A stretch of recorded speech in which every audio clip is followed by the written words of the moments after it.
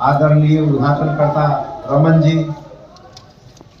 प्रख्यात पत्रकार नवीन जी, माननीय सांसद अली अनवर साहब, श्री देव नारायण यादव जी, राम बुझावन बाबू, शिव किशोर राय जी, सूरज पासवान जी, शेफालिका शेखर जी, सीता देवी जी, नाजिया हसन जी, डॉक्टर मुनीश्वर जी, उपस्थित मंच पर अन्य सज्जनों और इस दीर्घा में उपस्थित देवियों, सज्जनों, पत्रकार भाई, जैसा कि कहा गया है समय कम है और कई लोगों को आप और हम सब सुनना चाहेंगे।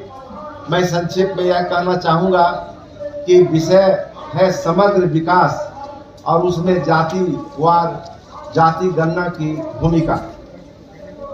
इसके संबंध में मैं आपको संविधान के प्रीएम्बुल की तरफ, प्रस्तावना की तरफ ही ले जाना चाहूँगा और चाहूँगा कि उसे याद करें, जिसमें लिखा हुआ है कि we the people of India, Hindi में कि हम भारत के जो निवासी हैं, वासी हैं, इंडिया को ऐसा बनाना चाहते हैं जो सोवरेन हो, सोशलिस्ट हो, सेकुलर धर्मनिरपेक्ष हो, समाजवादी हो, प्रजातांत्रिक हो, गणतंत्र हो, ऐसा बनाना चाहते हैं। और इसके लिए उन्होंने उद्देश्य, उसी में उद्देश्य लिख दिया था, जिस पर अभी चर्चा करने के लिए हम लोग सब यहाँ बैठे हुए हैं कि किस लिए करेंगे।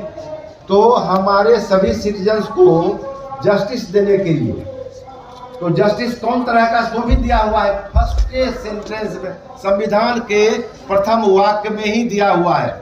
जस्टिस क्या? Social, economic and political, liberty, thoughts expression, belief, faith, worship, और इक्वलिटी ऑफ स्टेटस, समानता, स्टेटस की समानता, अवसर की समानता। अब अगर आप इस कसौटी पर देखें कि भारत में जो अभी तक विकास हुए हैं, उस विकास से हम लोगों को क्या क्या मिला, तो लगता है कि बहुत कुछ तो मिला जरूर, लेकिन बहुत कुछ मिलना बाकी रह गया। मिला क्या? जीडीपी में हम तीसरे स्थान पर आने वाले हैं, 5वें स्थान पर है वर्ल्ड में, दुनिया में, और उस हिसाब से हम तीसरे स्थान पर आने वाले हैं, जल्दी ही आने वाले हैं। लेकिन अगर देखें कि पर कैपिटा इनकम में क्या है, प्रति व्यक्ति आय क्या है, हमारे देश की जनसंख्या इतनी अधिक है कि जीडीपी अगर उसमें तीसरे स्थान पर भी दुनिया में चले जाते हैं, तो हमारी स्थिति, आपकी स्थिति में बहुत अधिक बदलाव नहीं होगा और अनेक देशों से हम नीचे रहेंगे, क्योंकि जीडीपी में तीसरे स्थान पर जाएंगे और प्रति व्यक्ति आय में अगर 100वें स्थान पर है या 110वें स्थान पर है, तो हमको लगता है कि विकास मीनिंगलेस है। मीनिंगलेस इस माने में है कि उसका सही रूप से सामंजस्य ये नहीं हो रहा है। तो वो दूसरा पॉइंट जो आता है कि जो भी विकास हो रहा है अभी देश में, हम लोग ये समाज, जो प्रथम वाक्य में लिखा हुआ है समाजवादी, देश की व्यवस्था कैसी हो, समाजवादी, हम लोग उससे बहुत दूर चले गए।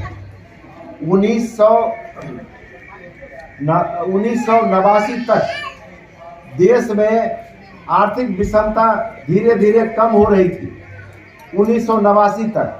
लेकिन 89 के बाद नरसिम्हा राव साहब की सरकार आई, उसके बाद से लिबरलाइज्ड इकोनॉमिक सिस्टम, उदारवादी नीति अपनाई, आर्थिक नीति अपनाई गई, जिसके कारण पुनः आर्थिक विषमता गरीबों और अमीरों के बीच में बढ़ने लगी और बढ़ती जा रही है।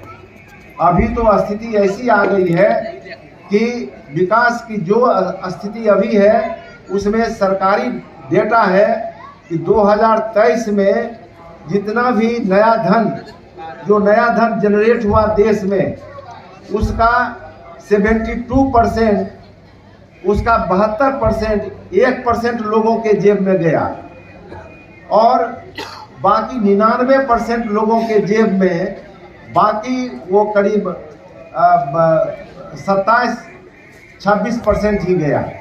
आप समझ सकते हैं 99 को 26 रुपया और एक आदमी को लगभग 72। बहुत ही अब इस तरह की विषमता अभी हो रही है, तो इस आर्थिक विषमता को कैसे दूर किया जाए, तो इसका कभी कभी होता है इसका डेटा नहीं है, इसके बारे में जानकारी सही नहीं है। इनको एक उपाय है कि प्रति व्यक्ति आय बढ़ाने का, इनको जो गरीब रह गए हैं, पीछे छूट गए हैं, उनको आगे लाने का एक उपाय हो सकता है कि इनको नौकरी में अधिक से अधिक नौकरी दो। नौकरी में आएंगे, स्टेटस बढ़ेगा, पर इनकी आमदनी भी बढ़ेगी और अमीर गरीब के बीच की कुछ खाई मिटेगी। तो उस पर होता है कि आंकड़ा नहीं है, इनको किस हिसाब से हम अधिक दें, नहीं देंगे। इसीलिए जातिवार जनगणना जरूरी है। अंग्रेजों ने 1931 में जातिवार जनगणना, कास्ट वाइज जनगणना उन्होंने ब्रिटिश सरकार ने करवाई थी, और उसके 1931 की जनगणना के आधार पर मंडल कमीशन रिपोर्ट बना, और मंडल कमीशन रिपोर्ट के आधार पर रिजर्वेशन लागू हुआ।